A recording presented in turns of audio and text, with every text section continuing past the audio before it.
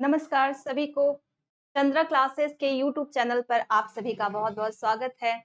तो UGC net और HPSC यानी हरियाणा असिस्टेंट प्रोफेसर के लिए ये क्लास आपकी बहुत महत्वपूर्ण होने वाली है।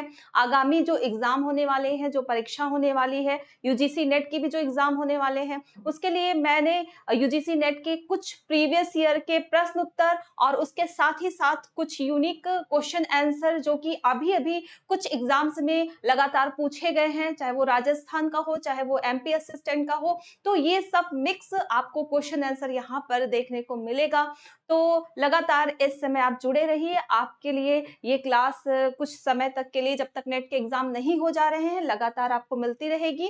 तो चलिए स्टार्ट करते हैं आज की क्लास। अगर आपको यूजीसी नेट या हरियाणा असिस्टेंट प्रोफेसर के लिए कोर्स चाहिए तो आप यहाँ पर कॉन्टैक्ट इस नंबर पर कर सकते हैं।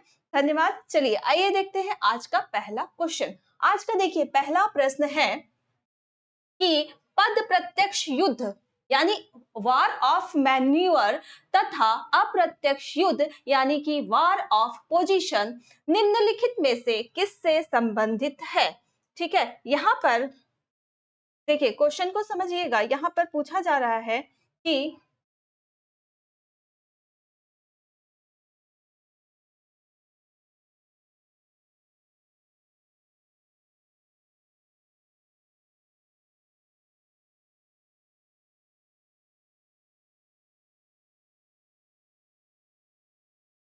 ये किसके द्वारा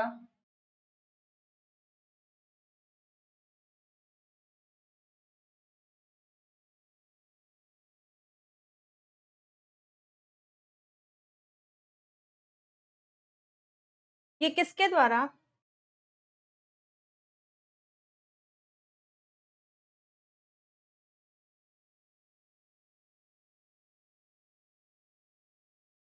देखिए ये वाला सही है। देखिए पद प्रत्यक्ष युद्ध वार ऑफ मैन्यूवर जिसे गतिशील युद्ध भी कहा जाता है, इसे गतिशील युद्ध भी कहा जाता है। ठीक है, और इसे पद प्रत्यक्ष युद्ध या गतिशील युद्ध कहा जाता है और इसे अप्रत्यक्ष युद्ध यानी वॉर ऑफ पोजीशन यानी यहाँ पर स्थितियों का युद्ध यानी वैचारिक युद्ध अप्रत्यक्ष युद्ध को वैचारिक युद्ध भी कहा जाता है। अब ये कॉन्सेप्ट किसका है? फ्रेंच फैनन का है, माओ त्से तुंग का है, ग्रामसी का है या फिर कार्ल मार्क्स का है?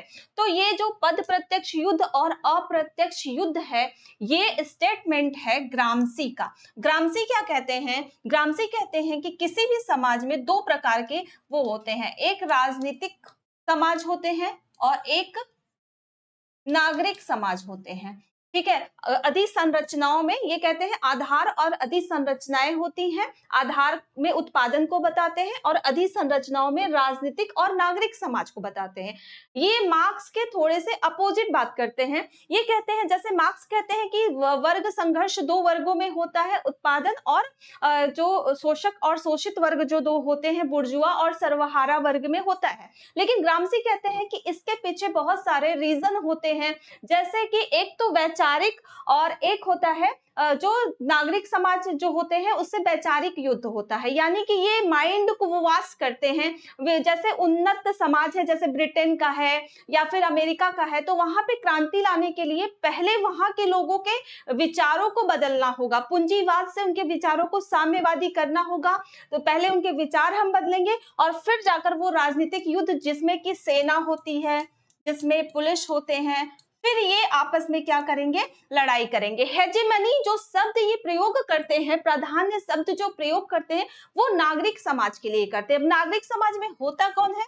तो नागरिक समाज में परिवार हो गया, विश्वविद्यालय हो गया, ये सब जो सांस्कृतिक धार्मिक जो संस्थाएं हो गई, वो सभी नागरिक समाज में आते हैं। और ये कहते हैं कि ये जो पद प्रत्यक्ष युद्ध है, गतिशील युद्ध है, ये कहाँ होता है, किस समाज में होता है? तो ये राजनीतिक समाज में होता है। जबकि जो अप्रत्यक्ष युद्ध है वो कहाँ पर होता है? वो इसे निष्क्रिय युद्ध भी कहते हैं। जो अप्रत्यक्ष युद्ध है इसे ग्रामसी अप्रत्यक्ष युद्ध को ग्रामसी क्या कहते हैं? निष्क्रिय युद्ध भी कहते हैं। निष्क्रिय युद्ध कहते हैं, जबकि राजनीतिक वाले युद्ध को क्या कहते हैं? गतिशील या फिर सक्रिय युद्ध कहते हैं। और ये किन देशों में होता है? ये कहते हैं, ये जैसे कि रूस में बोल्शेविक क्रांति हुई आमने सामने, जहां पे लोग अशिक्षित होते हैं, जहां पे समाज कृषि प्रधान होता है, सामंती समाज होता है, वहां पर कैसे युद्ध होते हैं? वहां पर राजनीतिक युद्ध यानी कि गतिशील युद्ध होते हैं, आमने सामने होते हैं। और जहां पे उन्नत समाज होता है, जैसे ब्रिटेन हो गया, अमेरिका हो गया, वहां पे यदि युद्ध करना है तो पहले क्या करना होगा? नागरिक समाज में पहले परिवर्तन लाना होगा, माइंड वॉश करना होगा, उनमें वो चीजें रखनी होंगी उस व्यवस्था के लिए। तो ये सब काम कौन करेगा? परिवार, विश्वविद्यालय, धार्मिक संस्थाएं, पहले लोग तैयार होंगे और फिर युद्ध सामने से होंगे। अब इनकी कुछ पुस्तक है ग्रामसी की जो अक्सर पूछी जाती है, जैसे मॉडर्न प्रिंस जो है, ये किसकी किताब है? तो ये ग्रामसी की किताब है। ग्रामसी इटली के रहने वाले हैं। इनको मुसोलिनी ने जेल में डाल दिया था, क्योंकि उनके एक वकील ने कहा था कि अगर ये इंसान 20 साल तक अगर इस तरीके से प्रचार किया तो क्रांति आ जाएगी, इसलिए इनको जेल में रखा गया था। ठीक है, तो ये है ग्रामसी। ठीक, तो यहाँ पर ये जो एक्सप्लेनेशन है ये भी बहुत महत्वपूर्ण है, क्योंकि यहाँ से भी क्वेश्चन पूछे जा सकते हैं। ठीक, तो यहाँ पर याद रखिएगा, इनका एक शब्द जो अक्सर पूछा जाता है, हेजेमनी यानी प्राधान्य, इसको भी याद रखिएगा। ठीक है, तो यहाँ पर आपका जो आंसर है सही सी, यानी कि ग्रामसी इसका परफेक्ट आंसर होंगे। चलिए देखते हैं नेक्स्ट क्वेश्चन। क्वेश्चन नंबर 2 क्या पूछ रहा है? क्वेश्चन नंबर 2 में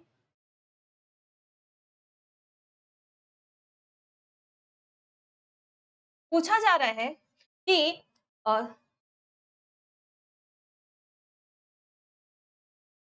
ग्रेबियल आलमंड ने दलीय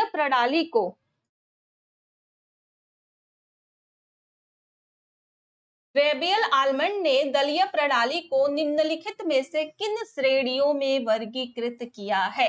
ठीक है, तो देखिए, राजनीतिक दल किस लोकतंत्रीय अप्रत्यक्ष लोकतंत्र में राजनीतिक दल का होना बहुत अनिवार्य होता है। तो इनकी अलग अलग श्रेणियां अलग अलग विचारकों ने कार्य के आधार पर, संख्या के आधार पर बांटी है। इनमें से ही ग्रेबियल आलमंड ने राजनीतिक दलों को किन आधार पर बांटा है? सत्तावादी दलीय प्रणाली, प्रभावी और गैर सत्तावादी प्रणाली, प्रतिस्पर्धी द्विदलीय प्रणाली या गैर प्रतिस्पर्धी द्विदलीय प्रणाली, प्रतिस्पर्धी बहुदलीय प्रणाली। अब यहाँ पर आपको मिलाना है केवल 1 2 3 4, केवल 2 3 4 5, या फिर 1 3 4 5, या फिर 1 2 3 5। तो पहले तो ये समझना होगा कि ग्रेबियल आलमंड ने किसे किसे राजनीतिक दल की श्रेणी में विभाजित किया है। इन्होंने कार्य के आधार पर इनका विभाजन कार्य के आधार पर किया है। तो देखिए, ये सत्तावादी दलीय प्रणाली को मानते हैं, प्रभावी गैर सत्तावादी दलीय प्रणाली को मानते हैं, प्रतिस्पर्धी द्विदलीय प्रणाली और प्रतिस्पर्धी बहुदलीय प्रणाली। ये गैर प्रतिस्पर्धी को नहीं मानते हैं। गैर प्रतिस्पर्धी द्विदलीय प्रणाली को राजनीतिक दल का हिस्सा नहीं मानते हैं। अर्थात एक जो सत्ता में रहता है दल वो होता है, दूसरा कौन रहता है? जो गैर सत्ता में रहता है लेकिन प्रभावी भूमिका में रहता है, जैसे विपक्ष हो गया। ठीक है, इस तरीके से। फिर होता है, एक होता है दो दलीय, यानी कि आपस में वहां दो दल का ही क्या होता है? प्रतियोगिता होती है, दो दल ही वहां पर मजबूत भूमिका में होते हैं। ठीक है, जैसे केंद्र गवर्नमेंट, अगर हम भारत के संदर्भ में देखें तो केंद्र सरकार में कुछ समय पूर्व तक कांग्रेस और बीजेपी दो दल में ही ज्यादा करके क्या होता था? प्रतियोगिता होता था, और बाकी छोटे छोटे समूह होते थे, दल होते थे, लेकिन ज्यादा प्रतियोगिता दो दल में होता था। प्रतिस्पर्धी बहुदलीय प्रणाली, और बहुत सारे ऐसे राजनीतिक दल होते हैं जिसमें बहुत सारे दल होते हैं और उनमें आपस में बहुत सारी क्या होती है? प्रतियोगिताएं होती हैं। तो इस आधार पे 1 2 3 और 5, तो ये ऑप्शन आपको जहां भी देखे, यानी कि ऑप्शन नंबर डी 1 2 3 और 5 जो है ये बिल्कुल भी सही आंसर है। ठीक है, तो यहाँ पर याद रखिएगा, ग्रेबियल आलमंड का दलीय प्रणाली पूछा जाता है। ठीक, तो सत्तावादी दलीय, प्रभावी गैर सत्तावादी द्विदलीय, प्रतियोगी प्रतिस्पर्धी या प्रतियोगी द्विदलीय प्रणाली, या प्रतिस्पर्धी या प्रतियोगी, प्रतिस्पर्धी भी कह सकते हैं, प्रतियोगी भी कह सकते हैं, तो बहुदलीय प्रणाली। ठीक है, चलिए देखते हैं next question. Question number 3। Question number 3 इसमें पूछा गया है कि निम्नलिखित में से कौन से हॉब्स के दर्शन से संबंधित है।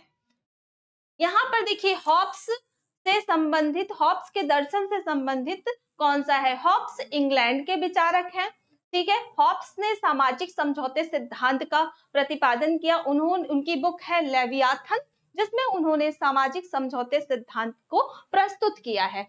हॉब्स वैज्ञानिक भौतिकवाद के समर्थक हैं, ठीक है। हॉब्स वैज्ञानिक भौतिकवाद के समर्थक है और वो धर्म को नहीं मानते, राजनीति में धर्म को नकारते हैं। मानव स्वभाव को कहते हैं कि मानव ईर्ष्यालु और क्या होता है, संकालु होता है, अहंकारी प्रवृत्ति का होता है। मानव किस समान होता है, मानव यंत्र के समान होता है। जिस प्रकार घड़ी में यंत्र लगे होते हैं, उसी प्रकार मानव भी यंत्र के ही समान होता है, ठीक है। तो यहाँ पर देखिए मानवीय इच्छा में कुछ भी आध्यात्मिक या इंद्रियातीत का समावेश नहीं होता है। बिल्कुल यहाँ पर ये इनसे संबंधित मानवीय इच्छा में कुछ भी आध्यात्मिक या इंद्रियातीत का समावेश नहीं होता है, तो ये सही होगा। मन की स्थायी प्रशांति, ये बिल्कुल गलत, ये नहीं हो सकता। जीवन स्वयं में गति है, तो बिल्कुल जीवन गति है। महानतम शुभ अस्तित्ववान है, तो बिल्कुल नहीं, ये महानतम शुभ अस्तित्ववान है, ये नहीं मानते क्योंकि ये वैज्ञानिक भौतिकवाद के समर्थक हैं। ये यूक्लिड के ज्यामिति से और गैलीलियो के भौतिकवाद या वैज्ञानिकता से संबंधित है। उनके गैलीलियो के गतिशीलता से भी संबंधित है, ठीक है। तो यहाँ पे इस आधार पे आपका आंसर नंबर 1 और आंसर नंबर 3 जो है ये बिल्कुल सही होता है और ये ऑप्शन आपको मिलता है ए में 1 और 3 में। तो यहाँ पर सबसे करेक्ट आंसर है 1 और 3, ठीक है। तो इनकी बुक है, याद रखिएगा, लेवियाथन। इन्होंने राज्य और समाज में इन्होंने कोई अंतर नहीं किया और उसके लिए इन्होंने कौन से शब्द का प्रयोग किया,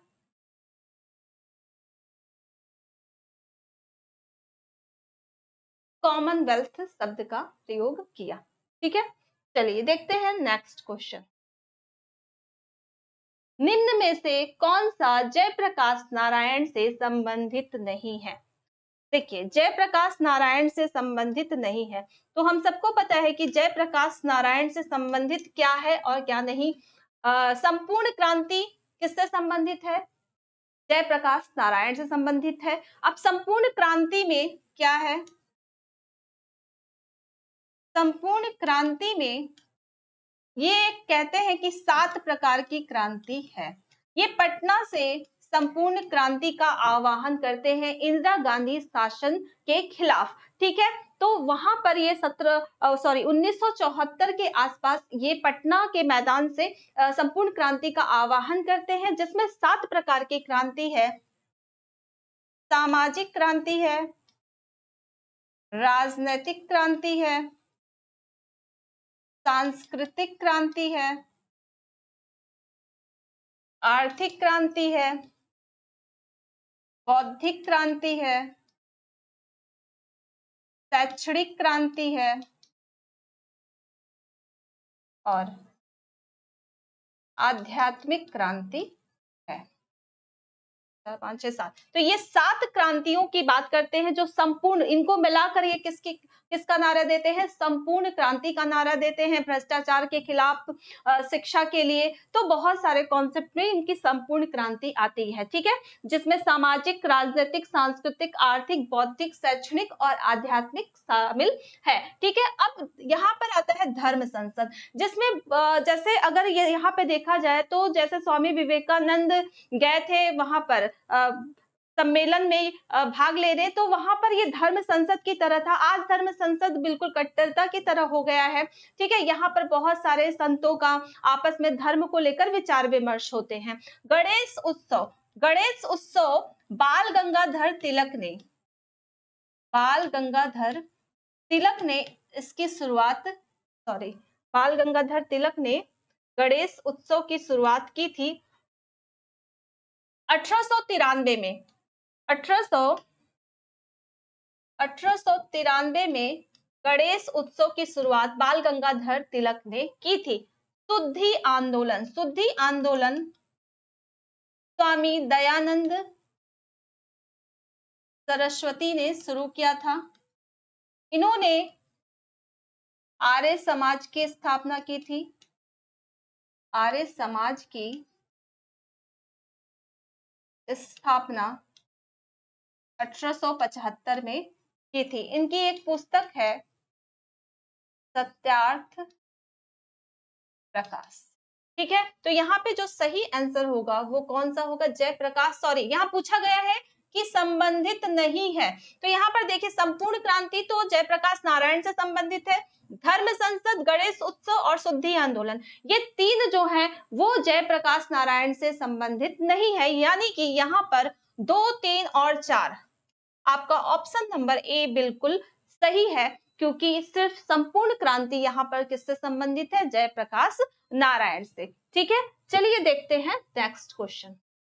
देखिए क्वेश्चन नंबर 5, क्वेश्चन नंबर 5 पे पूछा गया है कि तिलक की स्वराज शब्द की समझ थी नैतिक आवश्यकता, यह धर्म है या एक कर्तव्य, यह ऐसा जीवन था जो दूसरों पर केंद्रित और दूसरों पर निर्भर था, इसका अभिप्राय आत्मनियंत्रण, आंतरिक आध्यात्मिक स्वतंत्रता था।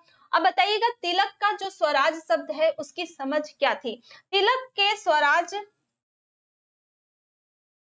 तिलक जी का नारा था कि स्वतंत्रता हमारा जन्मसिद्ध अधिकार है और हम इसे लेकर रहेंगे। ठीक है, और इन्होंने ही स्वराज नामक पत्रिका का भी संचालन किया था, जिसमें 1895 या 95 में स्वराज पार्टी, इसी के आधार पर पहली बार इन्होंने संविधान के विचार को प्रस्तुत किया था अपने स्वराज नामक पत्रिका में। ठीक है, तो यहाँ पर तिलक का जो स्वराज शब्द की समझ थी, ये नैतिक आवश्यकता बिल्कुल ठीक है, यह धर्म है और एक कर्तव्य है, ये भी ठीक है, यह ऐसा जीवन था जो दूसरों पर केंद्रित और दूसरों पर निर्भर था, तो बिल्कुल नहीं, ये गलत है। इसका अभिप्राय आत्मनियंत्रण और आंतरिक आध्यात्मिक स्वतंत्रता है। तो यहाँ पर 1, 2 और 4 जहां पर होगा यही करेक्ट होगा। यह धर्म है, एक कर्तव्य है, या फिर 1 और 4? यहाँ पर 1 और 4 नैतिक आवश्यकता, इसका अभिप्राय आत्मनियंत्रण और आंतरिक आध्यात्मिक स्वतंत्रता था। तो यहाँ पर जो आंसर होगा वो 1 और 4 जो है ये सही आंसर होगा। इनका 1 और 4, ठीक है, ये करेक्ट आंसर होगा। चलिए देखते हैं नेक्स्ट क्वेश्चन। देखिए क्वेश्चन नंबर 6 है कि अपनी पुस्तक discourse on origin of inequality में रूसो ने किन 2 प्रकार की असमानताओं में विभेद किया है? Discourses on origin of inequality, ये इनकी 1754 में इनका एक लेख था, जहां पे प्रतियोगिता के माध्यम से उन्होंने इन इक्वालिटी बताया कि समाज में जो संपत्ति धारक है वही इनइक्वालिटी का कारण है। इससे पूर्व 1749 में एक प्रतियोगिता हुई थी, कला और विज्ञान क्या नैतिकता के लिए सही है या फिर उनसे नैतिकता का ह्रास हुआ है, तो इसमें वहीं से ये फेमस हुए थे। और उसके बाद जैसे ही इन्होंने ये वाला निबंध लिखा, और ये क्योंकि आर्थिक जो साम्राज्यवादी थे या फिर जो पूंजीवादी थे उनके विरुद्ध था, और फिर यहीं से रूसो को यहाँ से मतलब काफी समस्याओं का सामना करना पड़ा, और ये किताब में इन्होंने इनइक्वालिटी में संपत्ति को जिम्मेदार बताया। अब इन्होंने विभेद कौन कौन से 2 विभेद बताए कि क्या राजनीतिक असमानता, प्राकृतिक असमानता, रूढ़िवादी असमानता, पारंपरिक असमानता या फिर सामाजिक असमानता। तो यहाँ पर ध्यान दीजिएगा, इन्होंने असमानता के 2 प्रकार बताए, एक प्राकृतिक और एक परंपरावादी। एक तो इन्होंने कहा कि ये जो प्राकृतिक है ना, ये अपरिवर्तनशील है, क्योंकि ये क्या है, ये प्रकृति ने हमें प्रदान किया है, ठीक है, तो इसे हम परिवर्तित नहीं कर सकते हैं। जबकि परंपरावादी ये किससे प्राप्त हुआ है, ये हमें समाज द्वारा प्रदत्त किया गया है, और इसे हम क्या कर सकते हैं, परिवर्तित कर सकते हैं, इसे हम चेंज कर सकते हैं और इससे समाज में सब कुछ बेहतर करने का प्रयास कर सकते हैं, समानता लाने का प्रयास कर सकते हैं। तो यहाँ पर प्राकृतिक और परंपरावादी ये दो असमानता को इन्होंने बताया है। तो यहाँ पर देखिए ऑप्शन में प्राकृतिक असमानता और पारंपरिक, 2 और 4, 2 और 4 ये जो है ये बिल्कुल आपका सही आंसर होगा। ठीक है, और इनकी बुक है द सोशल कॉन्ट्रैक्ट, ये लगभग 1761 के आसपास आई है। ठीक है, और इनकी इसी दौरान इनकी एक और पुस्तक आई है द इमाइल, जिसमें इन्होंने कहा कि हम ये प्रकृति की गोद में बैठकर लिखते हैं और शिक्षा के लिए इनकी सबसे ये बहुत महत्वपूर्ण इनकी किताब है the email the social contact. और इनकी ये discourses on origin of inequality 1754 में, और कला और विज्ञान जो नैतिकता के लिए सही है या गलत वो 1749 में आई। कभी कभी ये क्रम भी पूछ लिया जाता है कि इनकी पुस्तकों के क्रम क्या है। तो यहाँ पर सोशल कॉन्टेक्ट में इन्होंने सामाजिक समझौते सिद्धांत का प्रतिपादन किया है। ठीक है, तो यहाँ पर आपका सही आंसर क्या हो जाएगा, 2 और 4। ये क्वेश्चन याद रखिएगा, इन्होंने प्राकृतिक और पारंपरिक असमानता को बताया है। चलिए देखते हैं नेक्स्ट क्वेश्चन। देखिए क्वेश्चन नंबर 7, क्वेश्चन नंबर 7 पूछ रहा है कि निम्नलिखित में से कौन राजनीतिक सिद्धांत की मानकीय परंपरा से जुड़े हुए विचारक हैं। मानकीय परंपरा मतलब, मानकीय का मतलब परंपरागत, मानकीय का मतलब परंपरागत राजनीतिक विज्ञान से जुड़े हुए कौन कौन से विचारक हैं।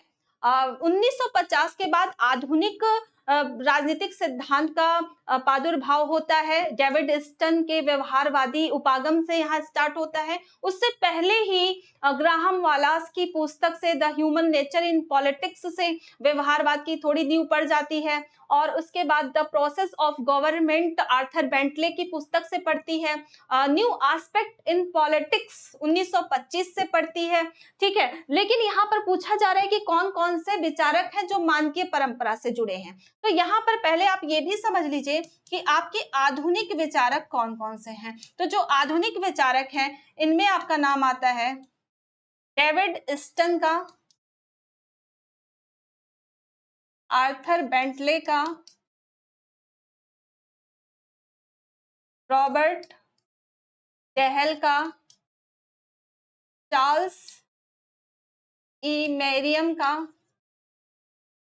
तो ये जितने आधुनिक विचारक हैं जिन्होंने व्यवहारवाद की नींव रखी, ये सब आधुनिक सिद्धांत के प्रवर्तक हैं और ये परंपरागत राजनीति विज्ञान या मानकीय राजनीति विज्ञान का क्या करते हैं, खंडन करते हैं या उनकी आलोचनाएं करते हैं। ठीक है, अब इसमें से कौन कौन से ऐसे विचारक हैं जो जुड़े हैं। तो बर्टन डी जोवेनल ये मानकीय विचारक हैं जो उससे जुड़े हुए हैं।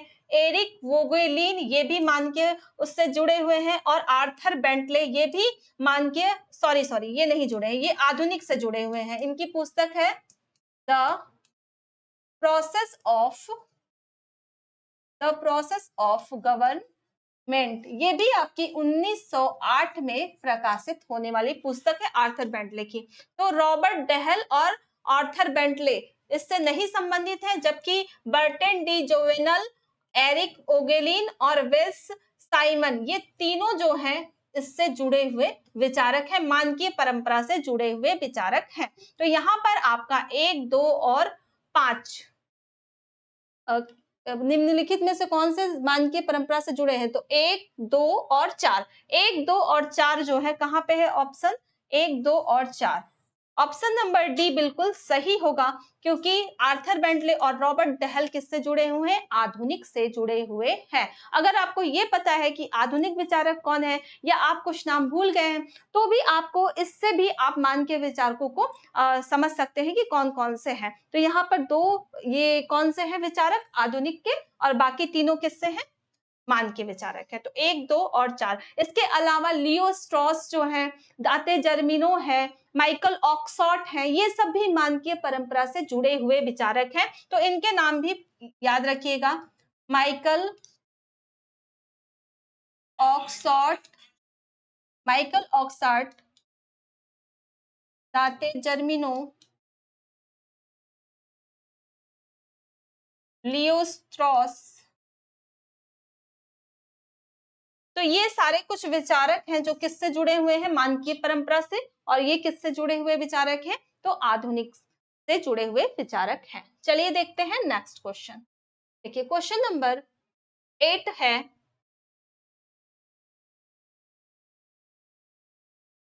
सूची 1 का सूची 2 से मिलान करें। ये मॉरिस जोन्स है, ये सही कर लीजिएगा, मॉरिस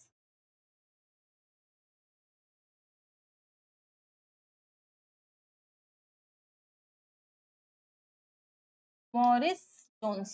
तो मॉरिस जोन्स है, मॉसिक जोन्स नहीं।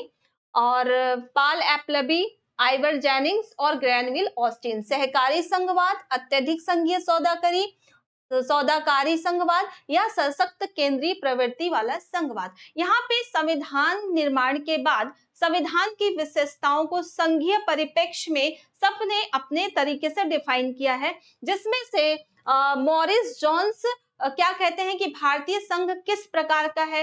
तो मॉरिस जोन्स जो है वो कहते हैं कि जो भारतीय संघवाद है ये सौदेबाजी का संघवाद है, ये सौदेबाजी का संघवाद है, ठीक है। और ये पाल एप्लबी क्या कहते हैं कि ये सशक्त केंद्रीय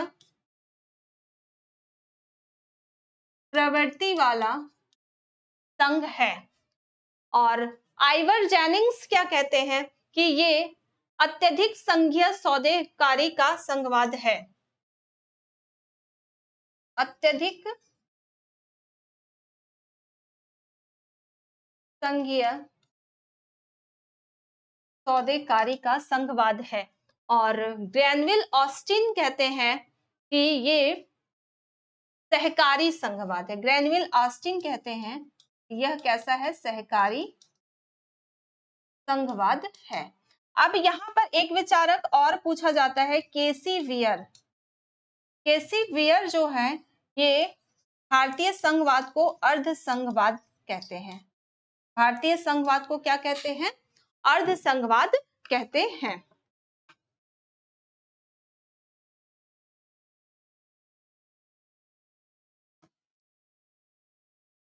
पॉल एप्लबी अत्यधिक संघ कहते हैं, ठीक है। यहाँ पर अत्यधिक संघीय सौदेकारी कौन कहते हैं, पॉल एप्लबी कहते हैं, ठीक है। और यहाँ पर आइवर जेनिंग्स जो है वो क्या कहते हैं, सशक्त केंद्रीय प्रवृत्ति वाला संघ। और ग्रैनविल ऑस्टिन क्या कहते हैं, सहकारी संघवाद। और मॉरिस जोन्स क्या कहते हैं, सौदेकारी का संघवाद, ठीक है, बार्गेनिंग संघवाद। तो यहाँ पर ऑप्शन देखिए कौन सा मिल रहा है, मॉरिस जोन्स ए का 3, बी का 2 और सी का 4 और डी का 1। तो यहाँ पर ऑप्शन आपका बी जो है ये बिल्कुल मैच कर रहा है, ठीक है। तो यहाँ पर ऑप्शन नंबर बी जो है ये बिल्कुल मैच कर रहा है, ठीक। तो यहाँ पर याद रखिएगा, पॉल एप्लबी अत्यधिक संघीय सौदेकारी का कहते हैं, आइवर जेनिंग सशक्त केंद्रीय वाला कहते हैं, ग्रैनविल ऑस्टिन सहकारी संघवाद कहते हैं, मॉरिस जोन्स सौदेकारी संघवाद कहते हैं, और केसी वियर अर्ध संघवाद की बात करते हैं, ठीक है। तो ये प्रश्न पूछे जाते हैं, भारतीय कॉन्सेप्ट में है, भारतीय संविधान के संघीय ढांचे को लेकर है, ठीक है। तो मुंबई बनाम यहाँ पर मुंबई वाद में भारत के संघीय ढांचे को मूल ढांचे में रखा गया है, यानी कि जो संघीय ढांचा है वो संविधान के मूल ढांचे में आता है, यानी इसका परिवर्तन करने के लिए संविधान को बहुत बड़े प्रोसेस से गुजरना होगा, क्योंकि ये संविधान का क्या है, मूल ढांचा है संघीय, ठीक है। चलिए देखते हैं नेक्स्ट क्वेश्चन, क्वेश्चन नंबर 9। देखिए क्वेश्चन नंबर 9 में पूछा गया है कि निम्नलिखित में से किसने बकवास बयानबाजी रिटोरिकल नॉनसेंस के रूप में नैसर्गिक अधिकारों के विचार को अस्वीकृत किया है। यहाँ पे प्रश्न को समझिएगा, प्रश्न पूछा जा रहा है कि निम्नलिखित में से किसने बकवास बयानबाजी यानी रिटोरिकल नॉनसेंस के रूप में नैसर्गिक अधिकारों को प्राकृतिक अधिकार भी कह सकते हैं, प्राकृतिक अधिकार भी कह सकते हैं। नैसर्गिक अधिकारों के विचार को अस्वीकृत किया है। J.S. मिल, एडम स्मिथ, हर्बर्ट स्पेंसर या जेरेमी बेंथम। तो यहाँ पर किसने निम्नलिखित में से किसने बकवास बयानबाजी के रूप में नैसर्गिक अधिकारों के विचार को अस्वीकृत किया है? तो यहाँ पर जो राइट आंसर होगा वो जेरेमी बेंथम होगा। जेरेमी बेंथम की किताब है अ फ्रैगमेंट ऑफ गवर्नमेंट। इन्होंने लॉक द्वारा प्रतिपादित प्राकृतिक अधिकारों का खंडन किया है। इन्होंने कानूनी अधिकारों का समर्थन किया है। इनका मानना है कि बिना कानूनी अधिकार के कोई भी अधिकार सरवाइव नहीं कर सकता। प्राकृतिक अधिकार क्या होता है? वो कोई अधिकार नहीं होता, क्योंकि जब तक कानून मान्यता नहीं देती तब तक कोई भी अधिकार नहीं बन सकता। और लॉक के प्राकृतिक अधिकारों को ये क्या कहते हैं? बकवास बयानबाजी का नाम देते हैं। तो ये कानूनी अधिकार को ये कहते हैं जब राज्य समर्थन देता है या राज्य किसी विधि को प्रतिपादित करता है, तभी वो किसका स्वरूप प्रदान करता है? अधिकारों का स्वरूप प्रदान करता है। तो इनकी किताब है a fragment of government. A fragment of government. ये भी इंग्लैंड के ही हैं, इंग्लैंड के विचारक हैं। इनका इंग्लैंड में जितना नाम नहीं था उतना इनका नाम फ्रांस में था। फ्रांस से इनको कई अवार्ड भी मिले थे। इनकी एक पत्रिका है, अभी हाल ही में पूछी गई पत्रिका है और बहुत ही महत्वपूर्ण पत्रिका है, वेस्ट मिंस्टर रिव्यू। वेस्टमिंस्टर रिव्यू इनकी पत्रिका है जो इंग्लैंड में ये प्रकाशित करवाते थे। तो ये बहुत ही महत्वपूर्ण पत्रिका है, याद रखिएगा, पूछा जा सकता है वेस्टमिंस्टर रिव्यू। तो ये बेंथम की पत्रिका है, ठीक है। और ये अ फ्रैगमेंट ऑफ गवर्नमेंट, ये तो इनकी पुस्तक है, ज्यादा से ज्यादा लोग इसको जानते हैं, लेकिन ये वाली इसको भी याद रखिएगा, वेस्टमिंस्टर रिव्यू 1824 में, इसकी डेट है 1824 में। तो 1824 में ये प्रकाशित होना शुरू हुआ इंग्लैंड से, ठीक है। तो यहाँ पर बेंथम जो है, जेरेमी बेंथम, वो बकवास बयानबाजी किसे कहते हैं? नैसर्गिक अधिकारों को कहते हैं। और ये कैसे विचारक है? उपयोगितावादी विचारक है। J.S. मिल भी उपयोगितावादी विचारक है। ये अल्पसंख्यक अधिकारों के समर्थक हैं, ठीक है। एडम स्मिथ और हर्बर्ट स्पेंसर ये व्यक्तिवादी विचारक हैं, ठीक है। हर्बर्ट स्पेंसर ने योग्यतम की उत्तरजीवितता का सिद्धांत दिया है और एडम स्मिथ ने भी आर्थिक आधार पर स्वतंत्रता की मांग की है, राज्य के कार्यों को नियंत्रित करने की बात की है, ठीक। तो ये दोनों व्यक्तिवादी है, प्रबल व्यक्तिवादी। जेम्स मिल भी व्यक्तिवादी है, हर्बर्ट स्पेंसर तो मेन व्यक्तिवादी है ही, और जेरेमी बेंथम भी उपयोगितावाद के साथ साथ व्यक्तिवादी भी है, ठीक है। तो ये चारों विचारक व्यक्तिवाद की श्रेणी में आते हैं और सबसे ज्यादा एडम स्मिथ और हर्बर्ट स्पेंसर तो आर्थिक क्षेत्र में आते हैं, ठीक है। चलिए देखते हैं नेक्स्ट क्वेश्चन। क्वेश्चन नंबर 10 है कि अनुसूची 1 को अनुसूची 2 से मिलान करिए। रविंद्रनाथ टैगोर, जेपी नारायण, राम मनोहर लोहिया और वीडी सावरकर। तो वास्तविक और सच्ची स्वतंत्रता किसका है?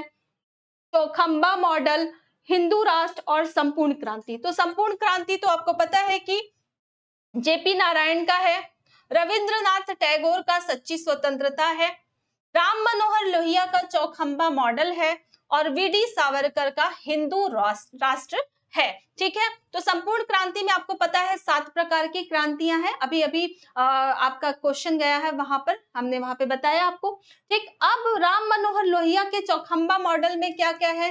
तो इनके चौखंबा मॉडल में है ग्राम, मंडल, प्रांत और केंद्र सरकार। तो ये इनका चौखंबा मॉडल है जिसमें ये 4, और एक 5वां भी ये प्रकार बताते हैं विश्व राज्य के लिए, कहते हैं कि ये 5, जब 5वां आ जाएगा तो विश्व राज्य हो जाएगा। तो चौखंबे मॉडल में केवल कौन है? ग्राम है, मंडल है, प्रांत है और केंद्र सरकार है। राम मनोहर लोहिया समाजवाद की ओर झुके हुए विचारक हैं, ठीक है। और रविंद्रनाथ टैगोर वास्तविक और सच्ची स्वतंत्रता, और वीडी सावरकर का हिंदू राष्ट्र। तो यहाँ पर कौन सा मैच हो रहा है? ए का 1 ए में भी है और सी में भी है, और बी का 4 ए में भी है, नहीं ए का 1, बी का क्या होगा, बी का 4, यहाँ पर है सी का 2 और डी का 3। तो आपका ऑप्शन नंबर जो 3 है ये बिल्कुल ही करेक्ट आंसर है। ठीक है, चलिए देखते हैं नेक्स्ट क्वेश्चन। क्वेश्चन नंबर 11, ये पूछा जा रहा है कि लूथर गुलिक, लोक प्रशासन से संबंधित है संगठन से, लूथर गुलिक द्वारा प्रतिपादित विभागीकरण में 4P सिद्धांत में 4P का क्या तात्पर्य है। ये जो 4P है इसमें इन्होंने क्या बताया, उद्देश्य, व्यक्ति, स्थान, प्रक्रिया, व्यक्ति, स्थान, प्रक्रिया और कार्यक्रम, प्रक्रिया, लोग, नीतियां और बोध, या फिर लोग, सार्वजनिक समस्याएं और बोध। तो यहाँ पर याद रखिएगा लूथर गुलिक ने 4P में बताया है पर्पस, प्लेस, पर्सन और प्रोसेस। ये 4, पर्पस, प्लेस, पर्सन और प्रोसेस, उद्देश्य, स्थान, व्यक्ति और प्रक्रिया को महत्वपूर्ण बताया है। इन्होंने कहा संगठन का जो निर्माण होता है वो किसी ना किसी उद्देश्य की प्राप्ति के लिए होता है, ठीक है। और प्लेस, उसके लिए हर प्लेस जैसे जिला प्रशासन, हर एक मतलब भौगोलिक क्षेत्र होता है जहां पे विशेष तौर पर प्रशासन की जरूरत पड़ती है। और व्यक्ति, व्यक्ति के लिए समूहों के कुछ संगठन किए जाते हैं, जैसे अल्पसंख्यकों के हितों के लिए संगठन का निर्माण किया जाता है, पिछड़े लोग जो ओबीसी या फिर एससी एसटी कैटेगरी में है उनके कल्याण के लिए जो संगठन का निर्माण किया जाता है वो व्यक्ति वाले में आते हैं। प्रोसेस, प्रक्रिया, यानी कि प्रक्रिया कैसा होगा, तो विभिन्न विभागों में जो मतलब अलग अलग तरीके के विशेषज्ञ वगैरह स्थापित किए जाते हैं। तो इस प्रकार से इन्होंने पर्पस, प्लेस, पर्सन और प्रोसेस की बात कही। तो यहाँ पर क्या होगा, उद्देश्य, व्यक्ति, स्थान और प्रक्रिया। तो यहाँ पर ए जो है बिल्कुल ही सही होगा। लूथर गुलिक ने पोस्ट कॉर्ब की अवधारणा को भी प्रस्तुत किया संगठन सिद्धांत में, वो भी पूछा जाता है। और 4P भी इनका याद रखिएगा, ठीक है, उद्देश्य, व्यक्ति, स्थान और प्रक्रिया। ठीक, चलिए देखते हैं next question. Question number 12, question number 12 में पूछा जा रहा है कि लोक प्रशासन की निम्नलिखित घटनाओं सम्मेलन को कालानुक्रम में व्यवस्थित कीजिए। अब देखिए फिलाडेल्फिया सम्मेलन, देखिए लोक प्रशासन के बाद एक नवीन लोक प्रशासन आता है, ठीक है। तो लोक प्रशासन में परंपरागत जैसे लूथर गुलिक जैसे विचारक थे, लेकिन बाद में इसमें जैसे जैसे परिस्थितियां चेंज हुई, कुछ समस्याएं उत्पन्न हुई और उनको देखते हुए कुछ सम्मेलन किए गए जिसमें लोक प्रशासन में जो समस्याएं उत्पन्न हुई थी उनके समाधान के लिए वो व्यवस्थाएं की गई, जिसमें सबसे पहला था फिलाडेल्फिया सम्मेलन 1967 में। चार्ल्स वर्थ जो थे इसकी अध्यक्षता चार्ल्स वर्थ ने किया था। तो अमेरिका में ये सम्मेलन हुआ था, फिलाडेल्फिया सम्मेलन 1967 में हुआ था। उसके बाद हनी प्रतिवेदन आया और फिर 1968 में प्रथम मिन्नो-ब्रुक सम्मेलन जो है वो स्टार्ट हुआ। मिन्नो-ब्रुक सम्मेलन 3 हो चुके हैं, एक 1968 में, एक 1988 में और एक 2008 में। अब यहाँ पर आप ऐसे भी याद रख सकते हैं, तीनों में 8 आ रहा है, ठीक है। 1968, 88 और 2008, 3 मिन्नो-ब्रुक सम्मेलन अब तक हो चुके हैं। तो यहाँ पर प्रथम पूछा गया है, तो प्रथम 1968 पे हुआ है। डी वाल्डो द्वारा लिखित public administration in a time of turbulence पुस्तक का प्रकाशन कब हुआ। अब यहाँ पर ध्यान दीजिएगा, इसी पुस्तक के कारण ही यहाँ पर फिलाडेल्फिया सम्मेलन हुआ था, लेकिन ये पुस्तक लिखा गया है, यह पहले ये पत्रिका में छपा था, तो उसके हिसाब से इसमें बताया गया था कि कौन कौन सी लोक प्रशासन की समस्याएं हैं, उस आधार पे फिलाडेल्फिया सम्मेलन हुआ था। लेकिन फिर बाद में ये पुस्तक के रूप में छपता है, और ये छपता कब है, तो ये 1971 में छपता है। लेकिन उससे पहले ही एक बार ये पत्रिका में आ गया है, लेकिन यहाँ पर पूछा गया है पुस्तक, तो यहाँ पर ये डेट होगी 1971, ठीक। उर्विक द्वारा लिखित द एलिमेंट्स ऑफ एडमिनिस्ट्रेशन का प्रकाशन कब हुआ, तो इनकी एलिमेंट्स ऑफ एडमिनिस्ट्रेशन का प्रकाशन 1944 में हुआ। अब इस आधार पे सबसे पहला आपका आ जाएगा 4, तो 4 बिल्कुल, 1 फिर 2 फिर 3, तो यहाँ पर आपका जो करेक्ट आंसर होगा वो कौन सा होगा, करेक्ट आंसर होगा आंसर नंबर डी। ठीक है, तो ठीक है, आज के लिए बस इतने ही प्रश्नों को हम सॉल्यूशन देते हैं या फिर समाधान करते हैं। तो अगली क्लास में हम कंटिन्यू करेंगे। तो आप सभी इससे जुड़े रहिएगा लगातार। जब तक आपके नेट का एग्जाम नहीं होता है तब तक आपको ये क्लास मिलती रहेगी। और ये जो कक्षा है, ये जो क्लास है, ये महत्वपूर्ण है आपके नेट के एग्जाम के लिए, आगामी पीजीटी टीजीटी एग्जाम के लिए, एचपीएससी हरियाणा जो एग्जाम असिस्टेंट प्रोफेसर का होने वाला है उसके लिए ये बहुत ही महत्वपूर्ण क्लास होने वाली है। तो मिलते हैं अगली क्लास में। बहुत बहुत धन्यवाद।